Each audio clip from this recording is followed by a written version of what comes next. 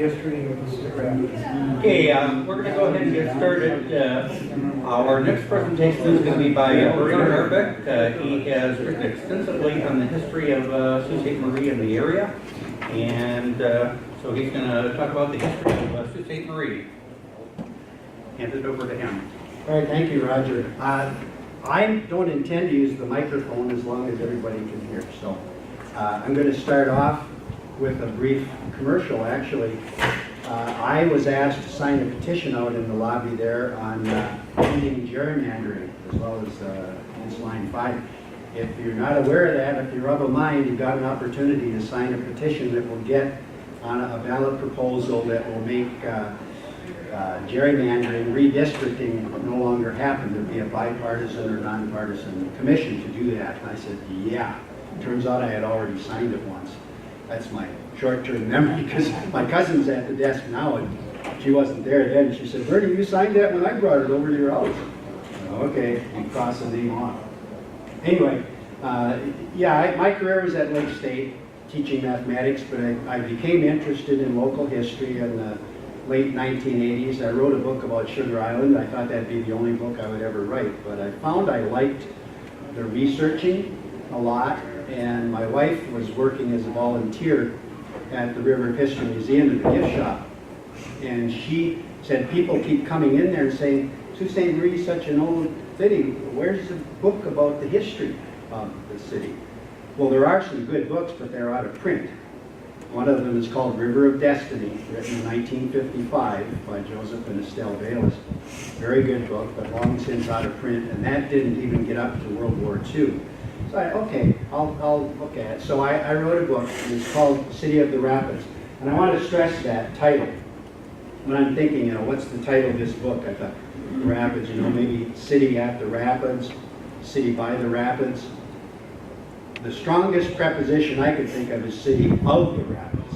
By that, I'm saying, our history is so tied up in those rapids. Why were the Anishinaabe here before the French came and finally, found the place? They were here because of the whitefish. If you were at Aaron Payment's talk, you know that. And because they were here, the French missionaries came here. The French explorers were literally still looking for the Northwest Passage when they came. But there's a picture, much like the one that Aaron had. Again, those of you that were at his presentation, I want to point out a couple things. Number one, you'll see a blow up in a minute, but this guy has a fish right in his net, and so does this guy, and you'll see it up close in a minute. The railroad bridge was built in 1888, and so this dates the picture as, I'm guessing, around 1900, because when the power canals were dredged on both sides of the river, they had to start compensating for the flow, the extra flow through the canals. They built the compensating works or gates above the rapids. This was before the compensating gates were there. So I'm saying 1900. So here's a blow up of this guy right here, and I hope you'll be able to see he really has a fish. I mean, they really did catch fish standing up in a canoe. How they could even see, they weren't like dipping smelt where you just dip and hope. They were seeing the fish and dipping. And I'm going to read an eyewitness account back in 1668. A Jesuit wrote of this kind of fishing. This is a painting that I'm assuming is pretty realistic from 1850. Why the canoes are pink, I don't know. That doesn't seem realistic to me. But this painting was done by a Canadian artist named William Montgomery Teeger right around 1900, based on a drawing done by an English artist named Wharton Metcalf. The drawing was done in 1850, and we have the original drawing, and it's very much like this. So Teeger clearly looked at that drawing and then put colors into it, but that's about it. So there you see what the rapids might have looked like in 1850. This would be just prior to the first lock being built here at the Sault. And you can see you know, there's a structure over here that's clearly not the traditional native living quarters, call it a shack over there. But there's also two canoes right out at the foot of the rapids, presumably fishing.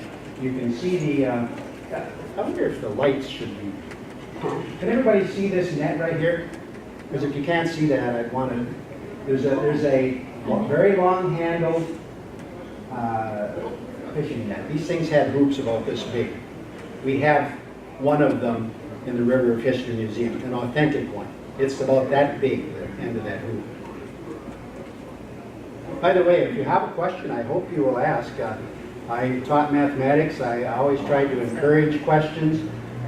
Certainly, it'll remind me of something I meant to say and forgot to. But I'm using these slides as a way of reminding me what I want to talk about. A little false advertising, you know, in the write-up, I think I said, talk about the importance of the river from pre-European day until essentially the present. Well, the pre-European history, I am not really familiar with at all. I have to plead ignorance on that. Aaron talked about it this morning. I found that just to be a fascinating talk, presentation he gave. The French, when they came to North America, they wanted to look for a Northwest Passage. And so there's a kind of a progression coming up the St. Lawrence. Tadoussac was established, fishing outpost. Quebec City, established in 1608 by Samuel Champlain. Montreal, more like 1634.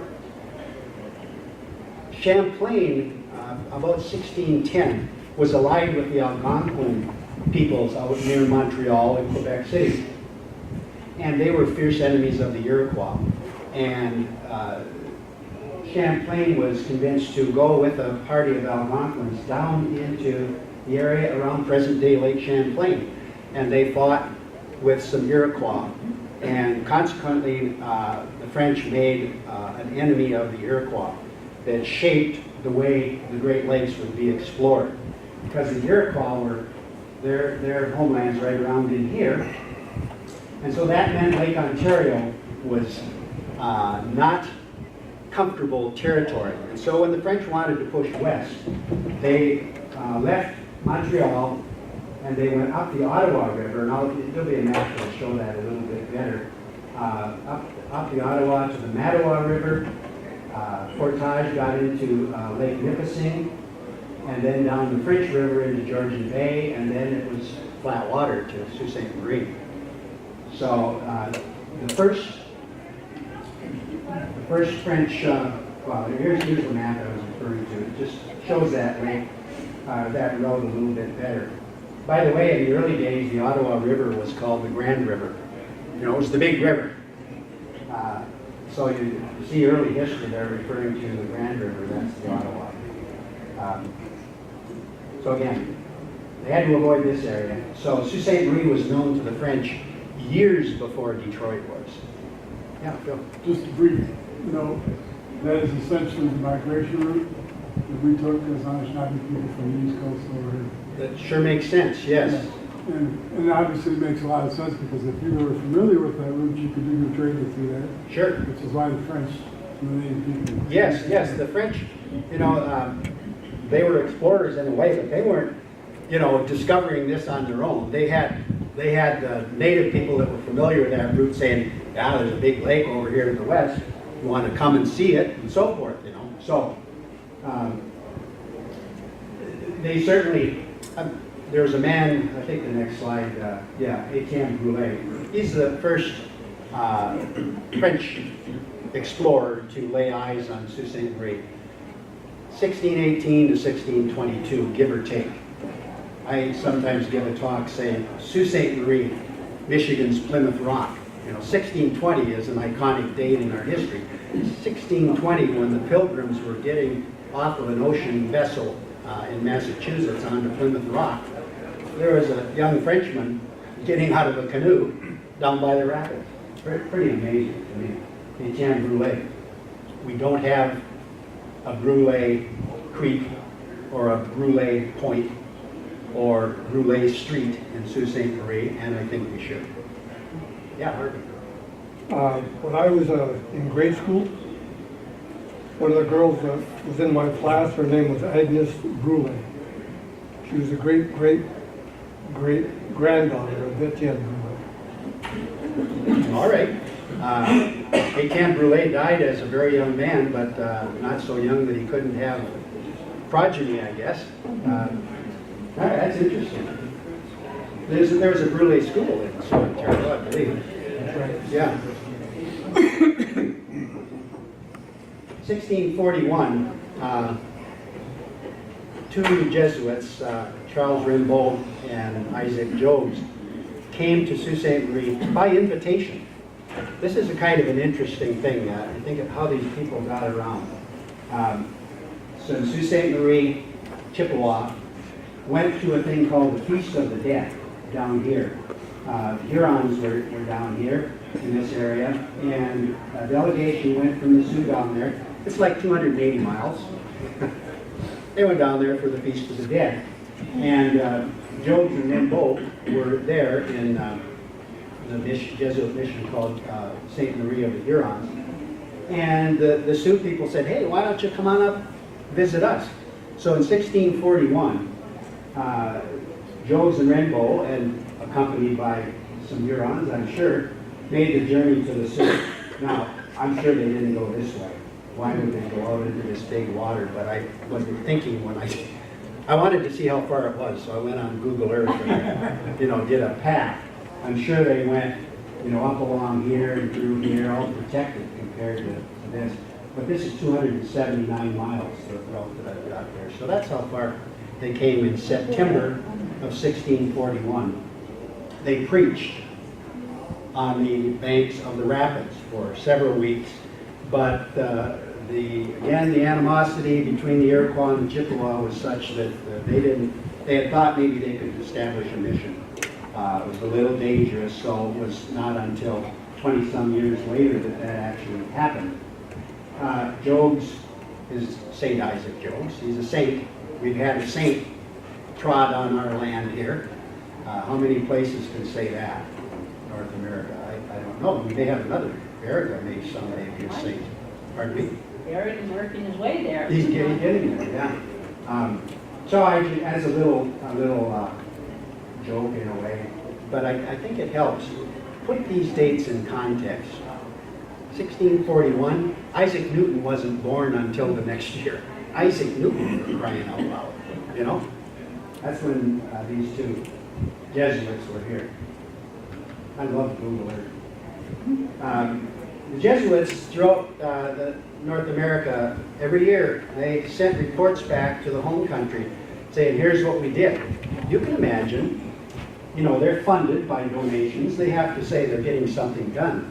So they would write out these long things, we baptized 20 people, we did this, we did that. Those were sent back to Paris. They were published every year, maybe not every year, but most years. And so this is a side-by-side pages of a translation that was done in 1898 by a group at the University of Wisconsin. French on one side, English on the other. We have the full copy down in the steer room at the Bayless Library. Or not, I think there was 300 sets printed, and we have one of them. 73 volumes. Yes? Were the Jesuits more loyal to Paris than to Rome? I can't answer that. The whole Jesuit order, St. Ignatius of Loyola, I think there was maybe some friction there, but there was. That's over my head. Okay, I don't know. All right, so I just find it interesting. I mean, there's, like I say, eyewitness accounts here in Sault Ste. Marie. Here's what's happening. I'm going to read one of the fishing. What they wrote it down on, I don't even know. Was there paper? Birch bark? What would that be? Did they have quill pens or how? I mean, they wrote this stuff. Got in a canoe, they went to Montreal, got on a sailing ship, went to Paris, published a year later or so. I just find that very impressive. Okay, so from the 1667 Jesuit Relations written by Father Claude Alloway. They are called sauteurs by the French. S-A-U-L-T, which they would have pronounced Sault, means rapids or falls. The first mission here is called Mission Sainte Marie of the Falls, which when you put that in English, Sault Ste. Marie comes out of that. Sometimes it was even written Sault de Ste. Marie, Rapids of St. Mary. And so sauteurs, that word would be the people who live at the falls. And so here's what is out of the Jesuit Relations. They are called sauteurs by the French because their abode is the Sault, by which Lake Tracy, that's an early name for Lake Superior, empties into the Lake of the Hurons. They speak the common Algonquin and are easily understood.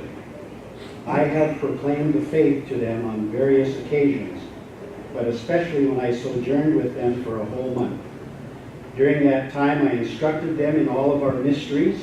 I baptized 20 of their children and an adult who was sick. This man died on the day after his baptism, bearing to heaven the first fruits of his nation. These people were harvesting souls, the Jesuits. That was one of the reasons they were here. There were, I believe, 7 martyrs in North America. Isaac Jogues was one of them. 5 years after he was in the Sioux, he was killed by Iroquois. In between, he was captured. They brought him to a trading post in upstate New York that was run by the Dutch, and the Dutch ransomed him from the Iroquois. He went back to France. They had cut off a finger of his, I think, the Iroquois. He went back to France, and he said, I want to go back. I want to go back and minister to the Iroquois, I believe.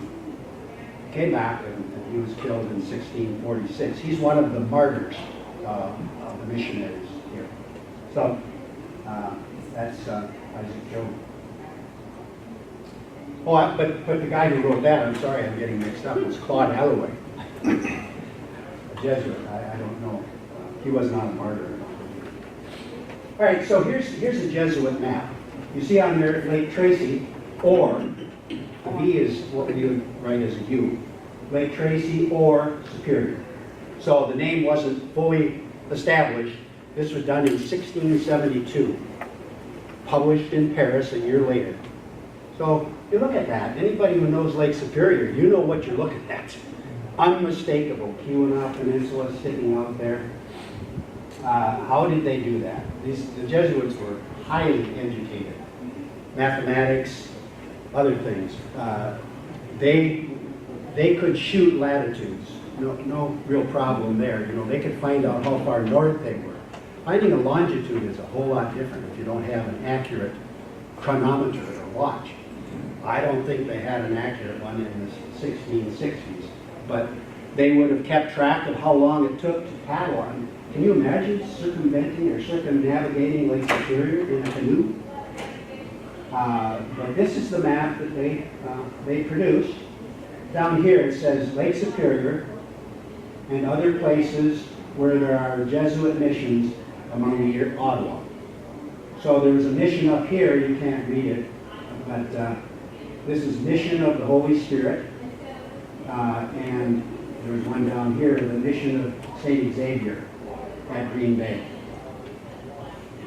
Green Bay was called the Bay of Stinkers at the time. Pouant means stink in French. Still stinks. Mhm. It still stinks. Well, actually, they say they say that the reason for that name is they had heard from the natives that were here that they came from a place quite a ways away where the water stunk, mainly salt water.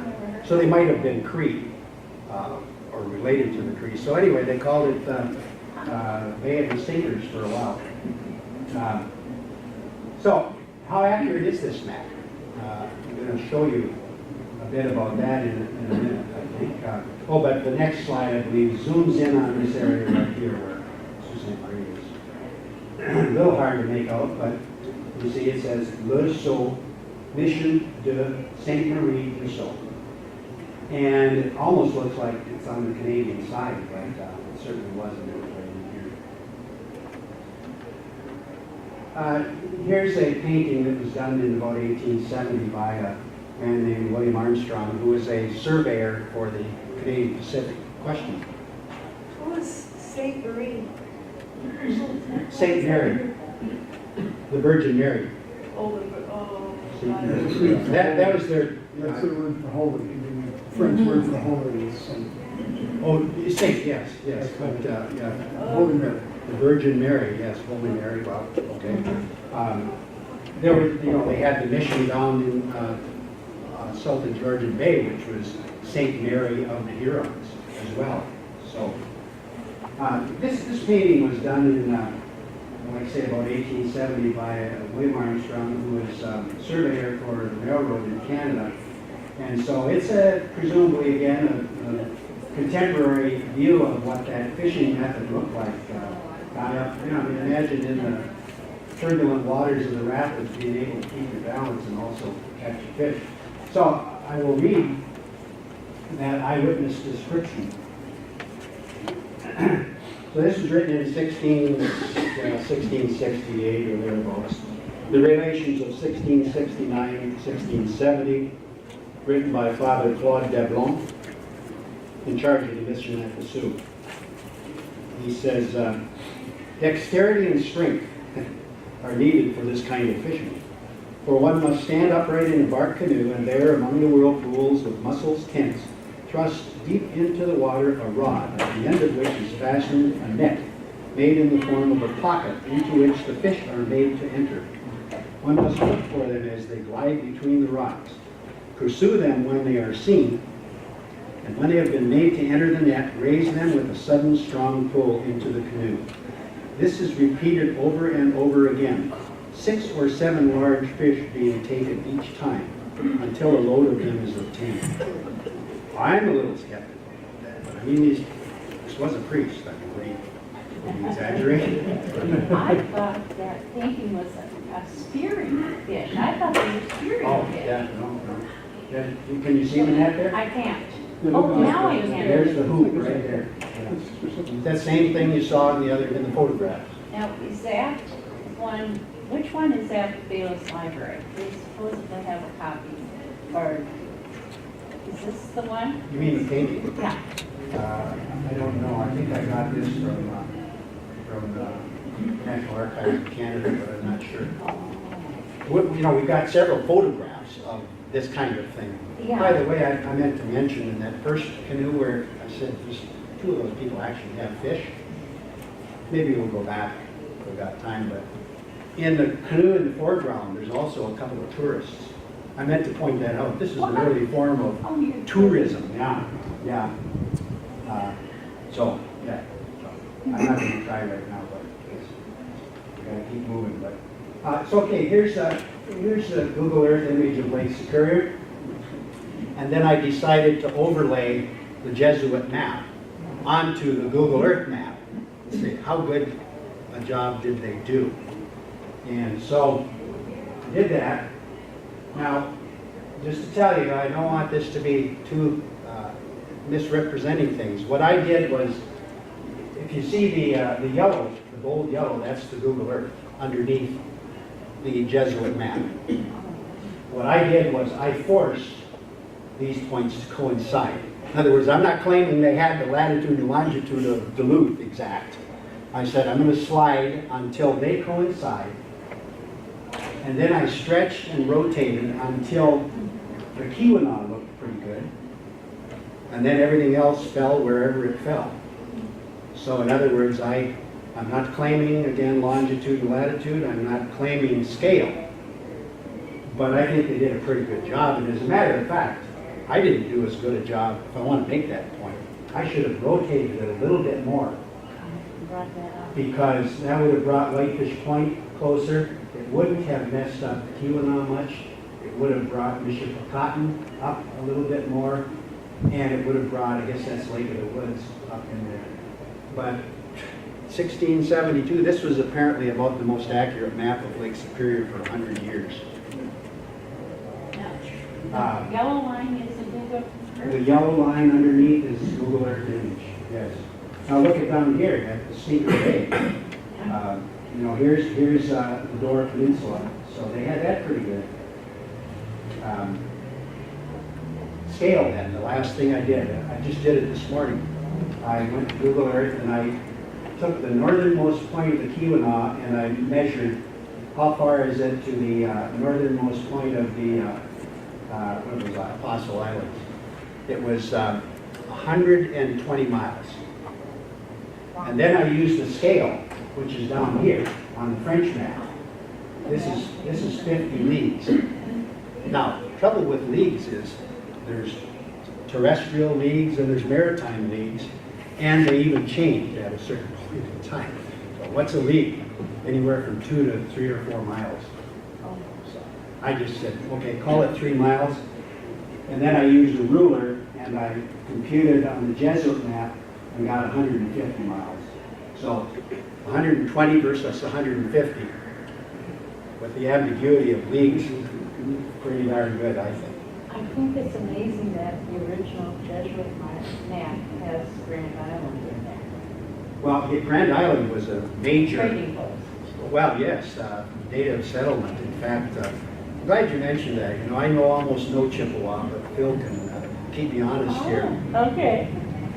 The suffix ing means place of, like Bawating.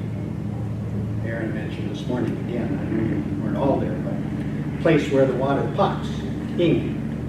Island is minis. Now you think about Munising. It's minising. It's place of the island. Grand Island is such a big island that I never knew where that name Munising came from, and I've never Googled to see if that's really it, but it's got to be. It is. Munising and minising. Yeah, the place of the island. Yeah. So Grand Island was known early on. All right, this is a very interesting thing that happened in 1671.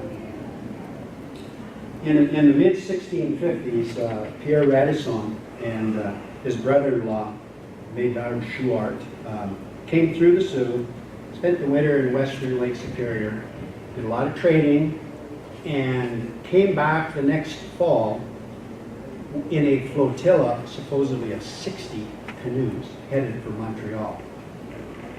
They got out to Montreal, and they were not greeted well by the tax collectors or the government. They were supposedly trading without a license, kind of thing. So they were ill-treated. Well, they got kind of angry about that and went over to London and talked to some people about getting a trading post up in Hudson's Bay, which was, you know, the English were exploring. And Radisson, a Frenchman, was one of the founders of Hudson's Bay Company in 1660, maybe? It might have been as late as 1670. But my point is this. The French are starting to say, oh, the English are going to be coming down here and trading with our people. We've got to make clear this is French territory. So King Louis, I think it was the 14th, sent a man named Nicholas Perrot to the Great Lakes in the fall of 1670 and said, come to the Sioux next spring. We're going to have a major thing going on, a festival, and you know, there's going to be lots of palaver, and it'll be a great thing to be here. So they call this the Pageant of Saint Lusson, 1671 in June. Representative of the king, representative of the church, were here in the Sioux, and they claimed essentially most of the interior of North America to be French. I'm going to read what part of the proclamation was in a minute. This is from a graduation address, highly recommended if you're interested, by a man named Justin Windsor, who is librarian at Harvard College. He gave a graduation address, I think it was in 1907, at the University of Michigan, about this pageant. And it's like 14 typewritten pages, I think. I think it's online. Maybe I photocopied it at I think it's on. Is it online? Okay. So this address that Justin Windsor gave, he has a whole much better perspective on things than I do. I just found it to be fascinating. He talks about one of the Jesuits who was here was a man named Gabriel Druyet. He was most active out on the East Coast among the Abenaki in what's now the state of Maine. But he had gone down to Boston. Of course, you know, Catholics up in Quebec, Protestants down in New England, there wasn't a great relationship, but Druyet had been in Boston and he saw what was going on down there with the English settlements. He was here in Sioux, and Justin Windsor comments about Druyet must have been thinking, yeah, right, you're going to claim all this for us? They're back in New England, they're farming, they're building bridges across streams. It's a whole different way of coming to North America, to colonize or to trade. That's kind of not really that simple, but the French traded more and also had closer relationships with the natives than the English ever did. So really a good thing. But here's then artist's conception of what that might have looked like. This was a painting done in 1968, Michigan Bell Telephone. Yeah, the artist is Robert Tom. And he apparently did a lot of research to come up with supposedly an authentic rendition right at the bank of the rapids, you know, a mile and a half or so from here is where this supposedly took place. Yeah. There is a bit of controversy over that issue. In Sioux, Ontario is where they claim that event took place. Yeah, I know. So we're They not- also, there's people over there that claim that's where Marquette's mission was too, on the Canadian side. But yeah, it was a huge cross. You know, after dark, if you look across the river, it's a lighted cross that commemorates this very thing. It's up on a hill near what used to be Collegiate High School, I think. There's a church up there, St. Basil's. I There are think. historic placards right at the west end of Queen Street. Oh, okay. The building. Oh, okay, I've never seen that. Yeah. I'll send you a picture. Who's the Okay. guy in all the fancy? So this would be, his name was Simon Domont, but he was Sieur de Saint-Lusson. So that's part of his title, but his name was Simon Domont. He's got his sword, he's got his clump of earth, and he's making a claim. Here's Nicolas Perrault. There's a Jesuit back here, might be Druyet. And then, of course, a lot of the native people here. And the rapids in the background, and some of the, I guess the birch bark wigwams back in here. So anyway, that was quite, I've said that, you know, if there was a CNN in those days, they would have been here in the Sioux. This was a major thing. Let me read the proclamation, or the claim. It says,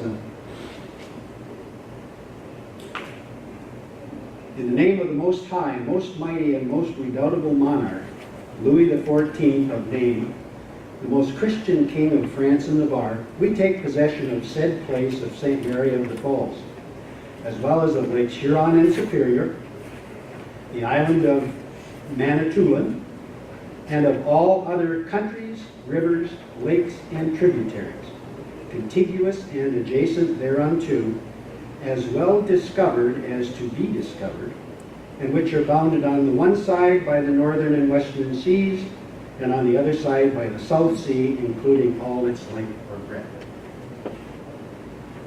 And then I wrote, how's that for arrogance?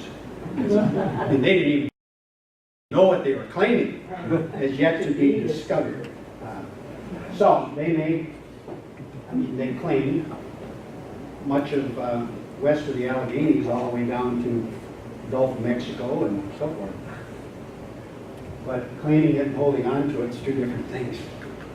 And there's a map that shows in about 1750, the blue is New France, the orange, I guess you'd say, is New England, purple is territory ceded by France, the treaty says, and then of course Spain is there. I mean, it's a huge territory that was considered under French domain. By the way, there was a proclamation similar to the Saint-Lusson one down in New Orleans in 1718. So You know, that's what, over 40 years after it was done in the Sioux is when they finally went down and said, we kind of like New Orleans too, so. We've got a large claim to the fleur-de-lis as part of our history. Most of that language, etc., is right out of the document discovered from the Pope. Okay. Only one Christian nation can make a claim. So they were making their claim before anybody else. I didn't know that. Thank you. Yeah, all right. Interesting.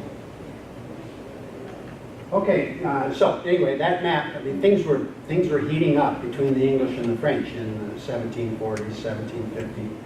An officer at Michilimackinac was given a huge grant of land at Sault Ste. Marie. Condition being that he establish a fort, he make trade safe for the French voyageurs going through, and keep good relations with the natives. And so this guy was named Chevalier something Repentigny, and so we had a fort down on the bank of the rapids in 1750-51 called the Repentigny, Fort Repentigny. And that's just an artist's conception of what it might have looked like. Right down, essentially, if you know the streets, if you were to go north on Bingham, cross Water Street, that fort was somewhere right in there, roughly that area. Yep. Are there any artifacts on that fort? You know, I don't think there are, but I don't know. You know, that later became Fort Brady, and you know, Oh, it I was see. worked over many times. So, there, I mean, the city erected just as a symbol. There's some palisade down there right now, piece of a wall. It had sharpened tops. This map, I just like maps, but I guess I'm not going to spend very long on this, but I want to, I'm going to blow up this area right in here. This was 1766, 67. Heck, that's 100 years after the Jesuit map, and look at these islands that don't even exist. You know, the Jesuit map would not, this map would not overlie the Google Earth map nearly as well as the Jesuit one 100 years before. But here's the blow up. F, the cadeau. F, I think, is an abbreviation for fort, but it might be an abbreviation for farm. See down here, this is Ferme d'Askin. In other words, there was a farm down here, and here's a fort. Well, look at this symbol compared to this symbol. See, I think that's the Repentigny fort. A man named Cadotte, we say now, Cadeau, was hired by Repentigny to be his kind of farmer. They were supposed to develop the land. See, by the terms of the grant, they were supposed to farm. And so this Jean-Baptiste Cadotte was hired. He had a native wife. That name is well known throughout Lake Superior because he was a prominent fur trader later after the Revolutionary War and all that. He stayed in Sault Ste. Marie, raised quite a few children. 2 of them at least became well-known fur traders in western Lake Superior. In fact, there's a little town in Wisconsin called Cadotte, Wisconsin, and they say Cadotte, the land that God forgot. Not. That's named after descendants of this guy. We hear so much about John Johnston in our history. First European to make Sault Ste. Marie's home. Cadotte was here 40 years before John Johnston was. And we don't have a Cadotte Street. We don't have a Cadotte Bay. We don't have a Cadotte Creek. I think we should. Well, there's a voyageur canoe. That's a typical, what they called Montreal canoe. 36 feet long, typically. You can see you count them, there's 7 paddlers on this side and 7 on this side. A man in the stern, a man in the bow, so you got a 16-man crew. And there are some passengers. You see them sitting there? They're nice hats. These canoes, 6 feet wide at the widest, carried about 4 tons. So this is not necessarily the Sioux Rapids. This is a painting by Francis Hopkins, and I don't believe anybody knows what rapids, but it could easily be the Sioux Rapids when you look at it. How long did you say that boat was? 36 feet. Yeah. Another map. Now, this map was done in 1788 by a British artillery officer named Arthur Mann. 1788, think of that, that's right after the Revolutionary War. His mission was to find a good place in the upper Great Lakes for a British fort.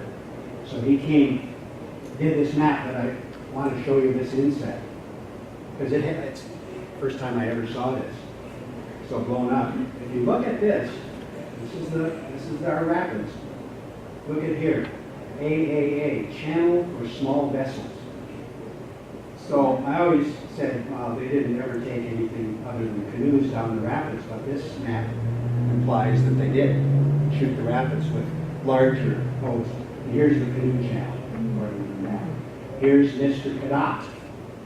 And the only other identified one is another Frenchman. I think he was Jean-Baptiste as well, Nolan. Nolan is a familiar name. I guess the only reason I'll point this out quickly, and I think I actually drew this, but I made a copy from some other map if I did. There's Nolan again, yeah, Jean-Baptiste Nolan. Look at John Johnston, you know, he's got a lot of land. Cadotte, very skinny. These are typical French lots, you know. Along a river, they had a little bit of riverfront, and then they were deep lots. That was Detroit, same way. But I want to just point out the names now. Nolan and Cadotte, maybe the only two French names. Ermatinger, I guess, is too. But then you've got Johnston, Doty, Warren, a couple of Warrens. So this is 1823. You know, it's after this was officially United States. Fort Grady was established in 1922. I really got to move along.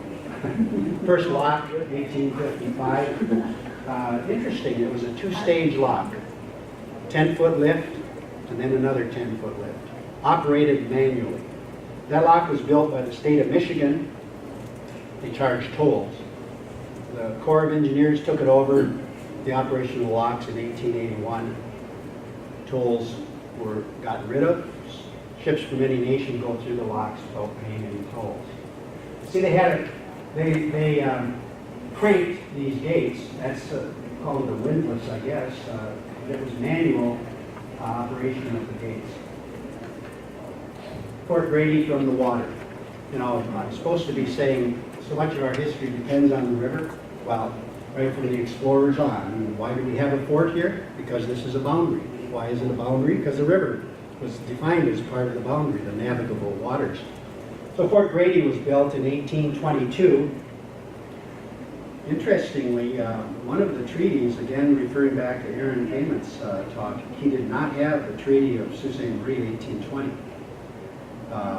Louis Cass, who was territorial governor, was sent to the Sioux, and he negotiated a land grant from the Chippewas for the purposes of building a fort. And so that happened. And this is the fort down on the water that was there until about 1894, when it was moved up here where we are. This is kind of the second Fort Grady. But here's the St. Mary's Church. This was St. Mary's School at the time, which was torn down around 1939. This is the way the fort grounds are some cannon. You probably can't even see them right over here. This is just a rendition of what was a thriving business at one time in the Sioux when most of the boats were still schooners going through here.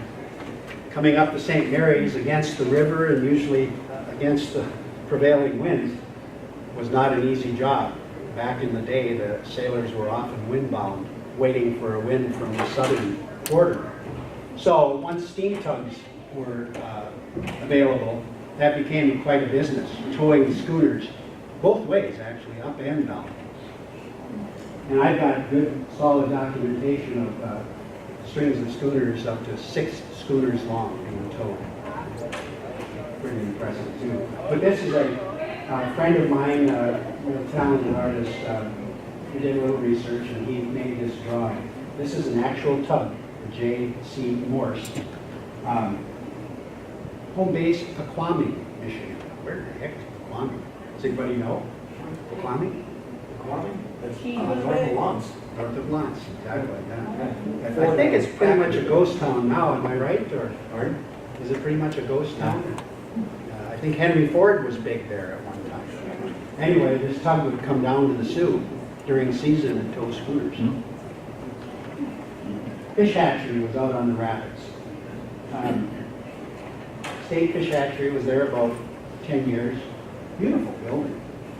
And then came time to build the third lot. They moved it to the east end of Brady Park. It was operated as a hatchery until 1929. And then the hatchery stopped operation and they started leasing the property to the American Legion. There was a fire after a New Year's Eve party, I think it was. Top half of the building was destroyed. Bottom half is still there. It's our American Legion. So right down on the water by the Coast Guard base. We've got pictures both before and after the fire where it's unmistakable. In fact, I've been told when they did some remodeling, tore off some drywall or whatever, there were some charred 2x4s in it. But they salvaged the lower floor. So, you know, we have the LSSU Aquatics Lab. It's a long tradition where we've had fish hatchery in the Sioux. Well, Sugar Island, the old channel, so to speak, the navigable waters, and that's why Sugar Island is in Michigan, not Ontario. The treaty said that the boundary between British Canada and the U.S. would be basically follow the navigable waters of the Great Lakes. And at that time, it was up the east side through Lake George and around. So there's the old channel. 1894, they opened Little Rapids and the Middle Nevish Channel. And 1908, they opened West Nevish. So now, upbound boats come along here, downbound boats come down here and on the west side of Nevish. Here's a close-up. Just shows what that Little Rapids configuration looked like before it was dredged. Must have been a beautiful area. You're going to see what it might have looked like. This is an aerial photograph from maybe the 1970s. This is Little Rapids Cut. Sugar Island Ferry is right here. Sugar Island Ferry on the island side is right here.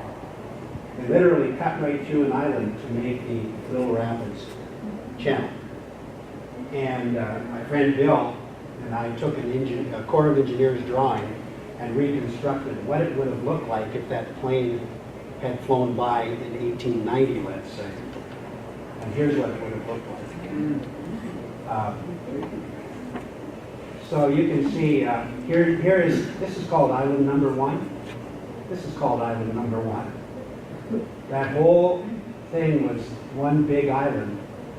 They cut right through it and dredged all that out to, now it's about 29 or 30 feet deep going through Little Rapids.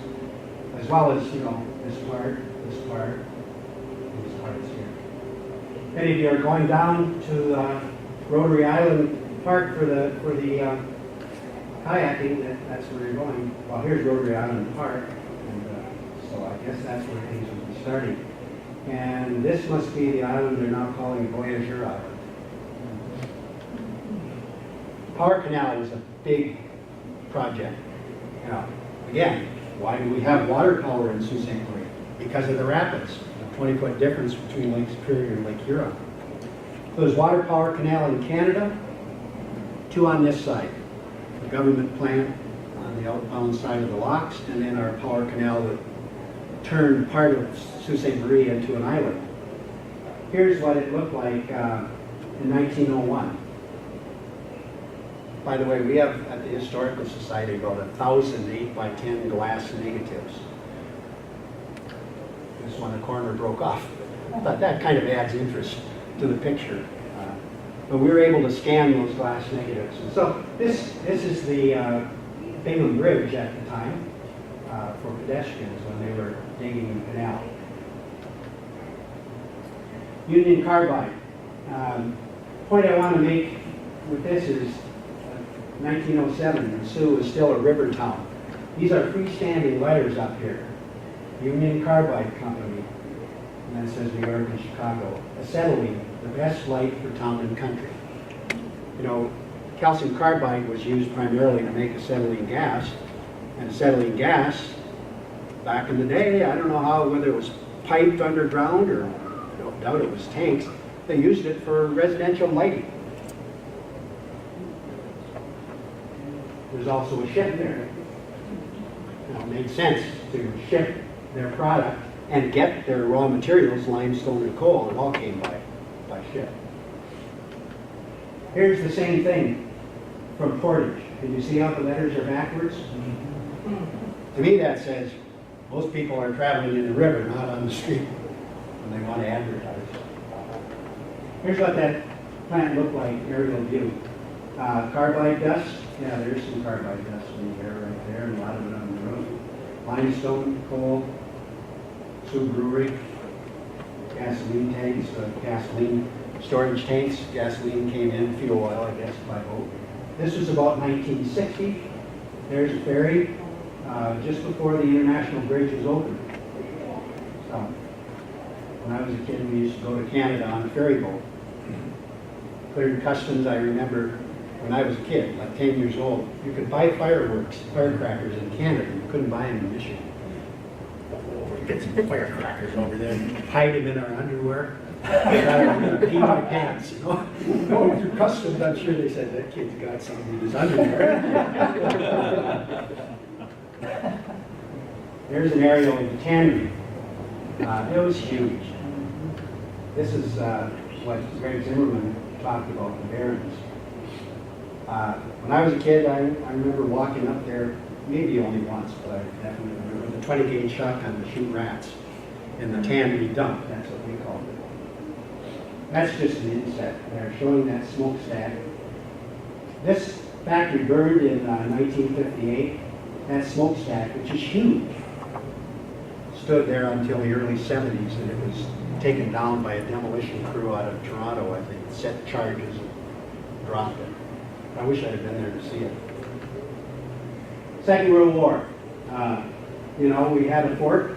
The locks were critical to the defense, getting iron ore to steel mills in the lower lakes. 90% of the iron ore used during World War II was Lake Superior ore. Most of that went through the locks. A tiny bit might have gone by rail from Minnesota, but almost all of it through the locks. And so again, you may not be able to see this, but this is a torpedo net, steel mesh. The fear was that somehow torpedo bombers might be able to come in and get torpedoes into the canal, the approach canal, and destroy the lock gates. So they had 2 sets of mesh nets that they would have to raise, get out of there every time the boat was going to go through. Barrage balloons. Huge hydrogen-filled balloons that were tethered maybe 2,000 feet up in the air, all around the approaches, some in Canada, to the locks. And one of those was right in my neighborhood. This is corner of 4th Avenue and Tweed. And the places where they anchored down these cables were conveniently turned out. 4 of them made a perfect baseball diamond. So they were our bases. So I remember that field well. Okay, that's Korean War. Passenger vessels. My mother used to come up from Detour to the Sioux by coming on the Elba. Back when we traveled by boat. This is a tourist one, South American. Stopped operating in the mid-60s. Fort Brady, where we are right now, this is Fort Brady on the hill. A more recent picture. And I did not allow time for questions. We could go another 5 minutes? Okay. There's questions that's already with me? Yes? Where'd they put all the dredgings? Is there a big hill somewhere, or what they do with all the? No, that's a really good question. A lot of the stone for the power canal and the locks, you know, they had to cut through sandstone bedrock. We've got some beautiful churches in town made from that sandstone. Episcopal Church, go down Bingham, beautiful Episcopal church on Spruce Street between Bingham and Ashland is a Central Methodist. And there's a number of other buildings that have that sandstone. Yes, and all kinds of Fantastic. foundations. A lot of foundations, my own basement, called Michigan basement, all kinds of sandstone in the walls, yes. The South America, my grandmother was a maid on that cruise ship. And one other thing, your measurement on that fort, it shows 110 square feet. I think that might be an error because Feet that would be square, 11. I said feet square, not square feet. In other words, supposedly 110 by 110. Okay. It didn't look like a square, it looked more like a rectangle, but you know, Okay. that was just an artist's rendition. Because 110 feet is 10 by 11 and I couldn't. Yeah, no, Yeah, okay. 110 feet on the side, yeah. Okay, very Name good. of that boat, the Alba? Elva, E-L-V-A. No. It was Arnold Transit actually ran that. Oh, it It was a mail boat as well. Let me just see if I can get us to that first slide, I wonder. How can I? Thought I was supposed to be able to jump. I'd really like to show you that, the tourists in that, supposed to be a way to jump. Oh, there, now. If I can get, I guess. Can I do it over here?